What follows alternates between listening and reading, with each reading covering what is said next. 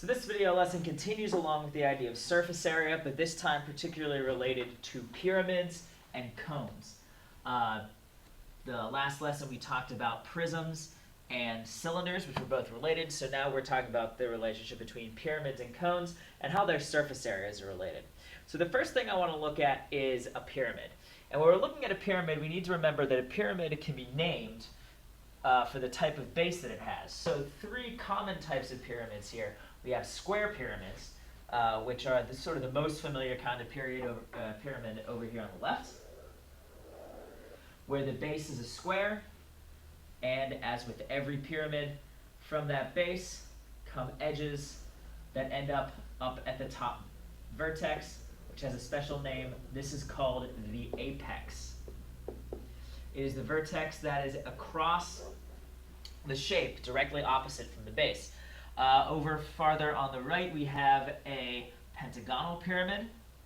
The pentagonal pyramid, again, named for pentagon, the type of base that it has, a pentagon's base, and then from each vertex on the pentagon, an edge that goes finally up to, you guessed it, the apex. And finally, down in the bottom in the center, we have a hexagonal or hexagonal pyramid, base being a hexagon, and each of the edges from the vertices of the hexagon meeting up at the apex.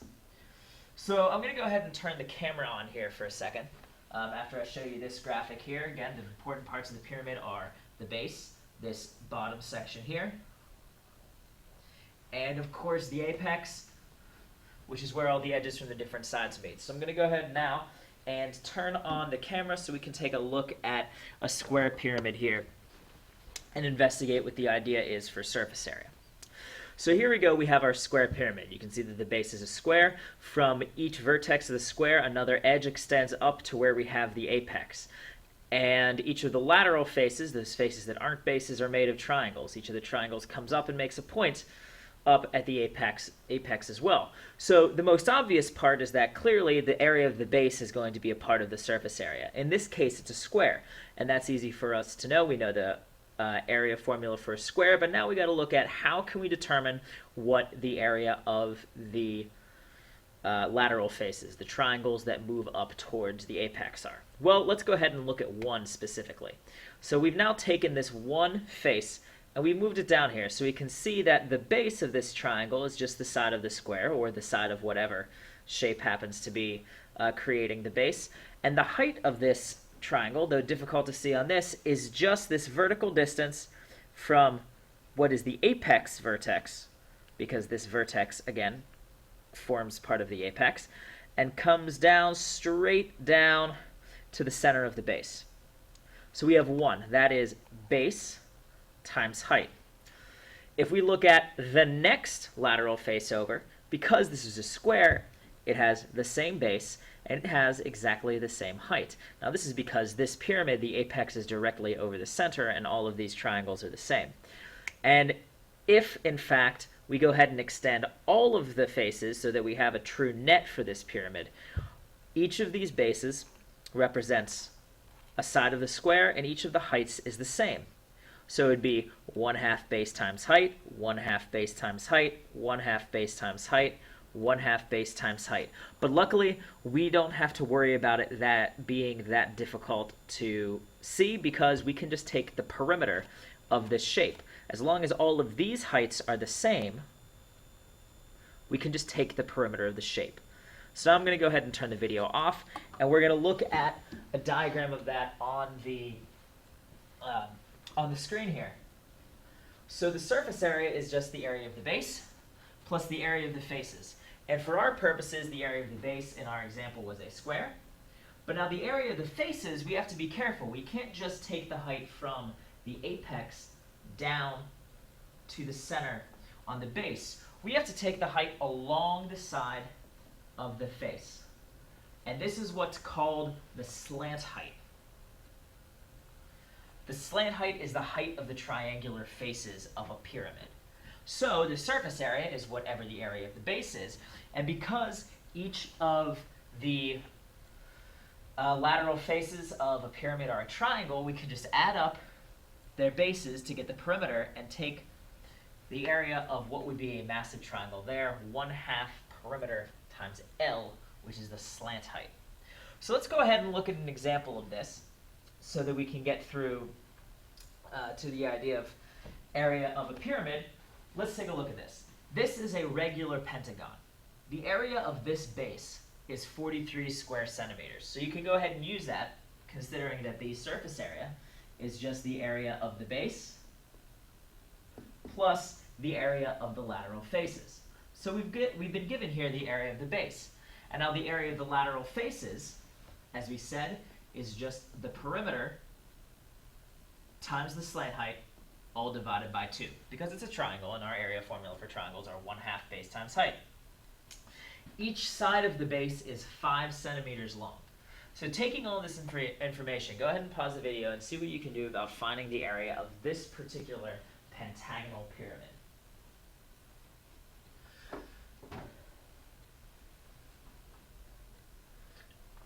Well, the area of the base is what it is. We know that it's here. The surface area is 43. Let's go ahead and use green so we can tell that this is our numbers, 43 square centimeters. And now perimeter times length over 2. The perimeter is going to be the length of each side times 5, because there are 5 sides to a pentagon, which gives us 25 centimeters is the perimeter of that pentagon. The slant height, going again all the way down from the apex along the center of the triangular faces to the base, is 14 centimeters. So that is our L for our slant height. And of course, we divide it by 2 because all of these are triangles. 25 times 14 divided by 2 is the same thing as 25/7, which gives us 175.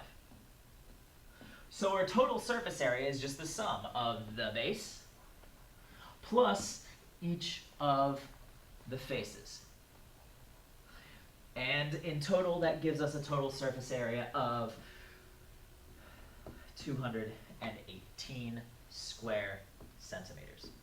Now, if we use that entire concept and that idea for a cone, we can use the same type of formula for a cone.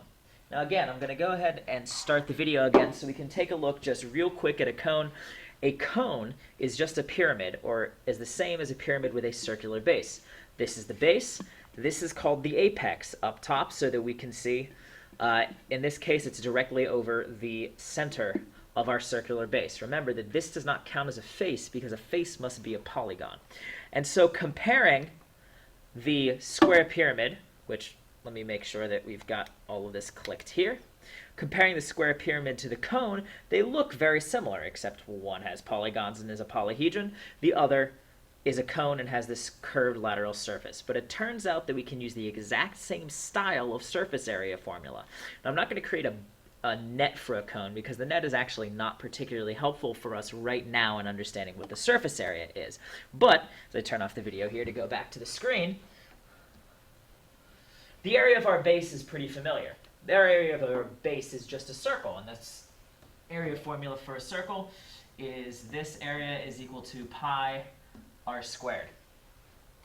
And so we have the same concept with our curved surface that we do with the pyramid, and that is of slant height. It's the distance from the base to the apex in a straight line along that curved lateral surface. Again, remember that a lateral surface is just a surface that is not a base. So based on our surface area formula for a pyramid, which surface area formula for a pyramid was the area of the base plus 1/2 perimeter times the slant height, it actually turns out that we can use this exact same formula for the surface area of a cone. But our perimeter we have to have a different type of equation for because the perimeter is that of a circle. So the perimeter of a circle, let's plug this in here and see what we get. 1/2, 2 times pi times r times L, because the perimeter is just 2 times pi times the radius. Now I set it this way instead of pi times diameter, so I can take these 2's away and end up with the area of the base, pi r squared, plus what we have remaining here, which is pi r L. And that, it turns out, is the surface area formula for a cone. So for a cone, we just need to know the radius of the base circle and the slant height from the base of the cone up to the apex. So using that formula, which I've reproduced here to make sure that we completely understand what it is, go ahead and plug in the values that we know and find the surface area for the cone that we see pictured here. The radius is 4 inches. The slant height, represented by L, not for length, but for slant height, is 9 inches. And if you think back to, or go back to the video lesson for the area of circles, remember we can do this either as a, we can either do this in exact forms, or we can do this with an approximation using pi equals 3.14. I'll give you both here. Feel free to use whichever you want, but go ahead and find the surface area of this cone.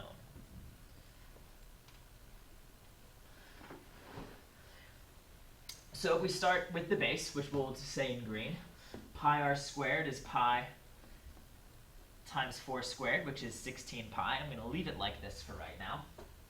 As the area of the base, when we go to the area of the curved lateral surface, we have pi rl, pi times r, which is 4 for the radius, times l, which is 9 for the slant height. All of that is 36 pi. Now if we add 16 pi and 36 pi, it becomes exactly like combining like terms.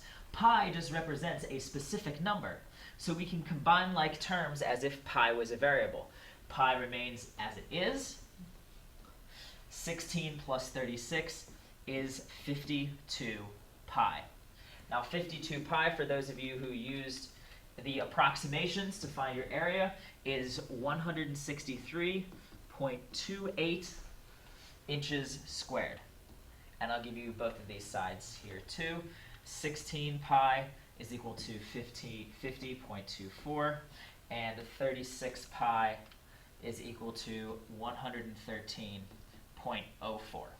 So now for our last 4 problems, 2 for pyramids, 2 for cones, pause the video the penultimate time, penultimate meaning second to last, and go ahead and find the surface areas and identify each of these following pyramids.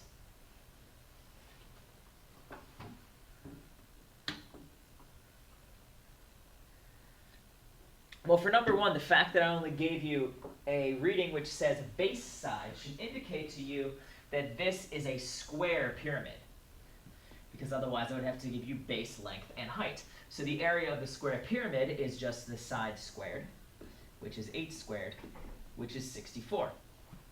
If we look at the lateral surfaces now, we have the slant height that we said was going to be 12 centimeters.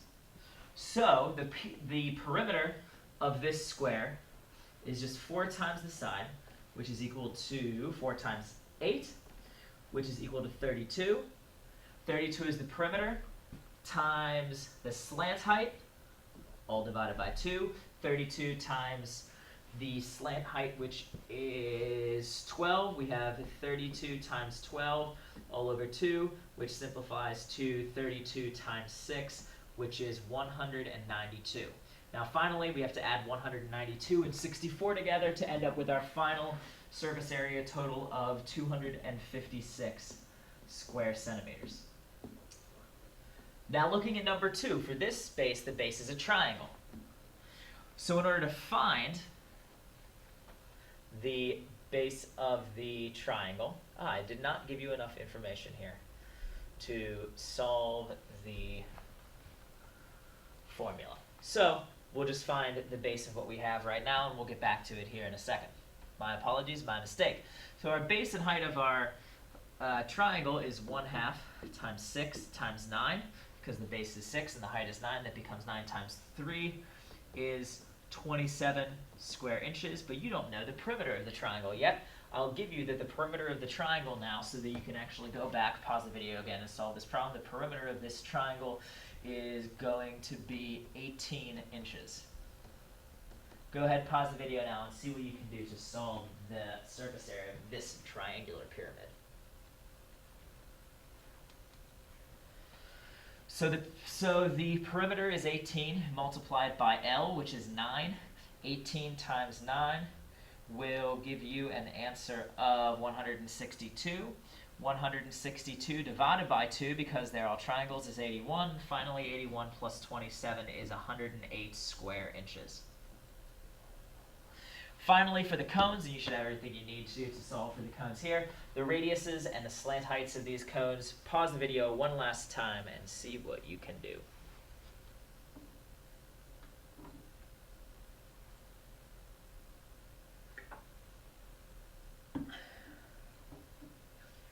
So for number 1, the radius is 2.5 inches, so we have as the base pi r squared. That becomes pi times 2.5 squared, or 6.25 pi. I'm going to leave it like that for the moment. For our lateral surface, we have 1/2 times the perimeter times the length, which is just pi rl. Pi times 2.5 times 5.5, multiplying 2.5 and 5.5 together, we end up with 13.75 pi. Now we add 13.75 and 6.25 together, we end up with 20 pi as our final answer here, and 20 times 3.14, our approximation, is 62.8 square inches. Finally, for the second cone, we have a base area of pi r squared. Pi times 4 squared gives you 16 pi. For our lateral surface, we have pi rl. Pi times 4 times 7.25, which gives us 29 pi. And if we multiply 3.14 by 29, we get 91.06. As our lateral surface, 16 times 3.14 is 50.24. As our lateral surface, 16 plus 29 for an exact answer gives you 45 pi, and 45 times 3.14, just the sum of what we had before, is 141.3 square millimeters. So as a review, the surface area formula for both the cone and the pyramid is the same. It's just how you find it that are different. It is the area of the base plus 1/2 the perimeter times the slant height.